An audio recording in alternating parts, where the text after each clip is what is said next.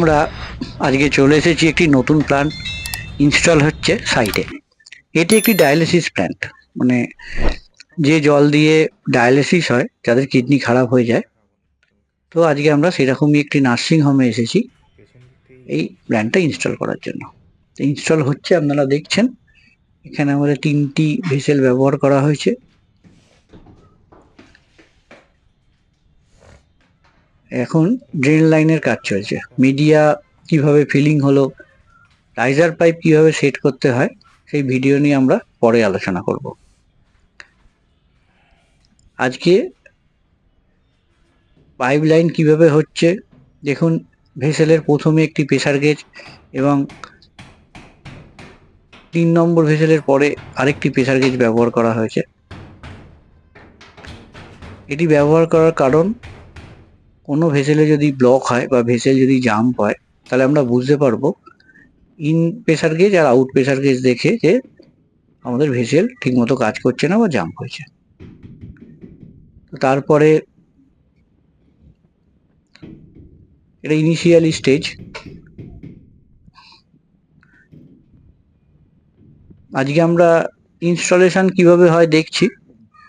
পরবর্তীকালে মেশিনটি যখন কমিশনিং হবে, যখন চালু হবে, সেই ভিডিও নিয়ে আমরা পরে আলোচনা করব। তো আজকে আমরা আলোচনা করছি কিভাবে ইনস্টল হচ্ছে। দেখুন, এটা ইউপিভিসি পাইপ লাইন। তো ইউপিভিসি সলভেন্ট দিয়ে এই পাইপ লাইন লাগানো হচ্ছে। খুব সোজা এর ফিটিংস করা। এর দুদিকে মানে ফিটিংসে এবং পাইপে যেদিকে পুশ হবে, এই সলভেন্ট দিয়ে পুশ করলে পাইপ লাইন কমপ্লিট হয়ে যায়। তো এটা ড্রেন লাইনের কাজ চলছে। এবং আমরা দেখুন মেটাল ভাল্ব ব্যবহার করি সবসময়। রিজেক্ট বা পারমিট যারা আরো প্ল্যান সম্বন্ধে জানেন তারা জানবেন যে অনেকে পিভিসি ভাল্ব ব্যবহার করে এই রিজেক্ট আর পারমিটকে কন্ট্রোল করার জন্য। আমরা ব্রাশের ভাল্ব, মেটাল ভাল্ব ব্যবহার করি। তাহলে কি হয়, অপারেশন করতে সুবিধা হয়, অপারেট করতে সুবিধা হয়। আমরা র ওয়াটার পাম্প কিলো স্কয়ারে ব্যবহার করি। তারপর এটি pipe line, inlet, first vessel, pressure gauge, first থেকে সেকেন্ড ভেসেল এবং পিছনে ওগুলো ড্রেন লাইন। তারপরে থার্ড ভেসেল। এখানে আমরা ব্যবহার করেছি এমএনও2 ফিল্টার, আইআর অথবা মাল্টিমিডিয়া ফিল্টার এবং কার্বন ফিল্টার জলের টিডিএস অনুপাতে। তো আমাদের প্ল্যান্ট প্রায় রেডি হওয়ার পথে। নেক্সট ভিডিওতে প্ল্যান্টটি যখন চালু করব কিভাবে চালু করা হয় সেটি নিয়ে আলোচনা করব। এটা মাল্টিপোর্ট ভাল্ব। মাল্টিপোর্ট ভাল্বের 3টি পজিশন। সবসময় আমরা অ্যান্টি ক্লকওয়াইজ ঘোরাবো। ব্যাকওয়াশ, ব্যাকওয়াশ, ব্যাকওয়াশের পর রিন্স, রিন্সের পর হচ্ছে ফিল্টার। এই 3টি মাল্টিপোর্ট ভাল্বের মেন।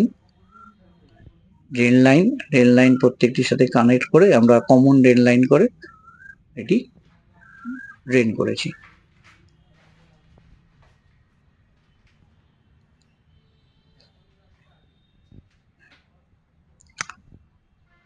এখন আমাদের কাজ চলছে। পাইপ লাইন প্রায় কমপ্লিট।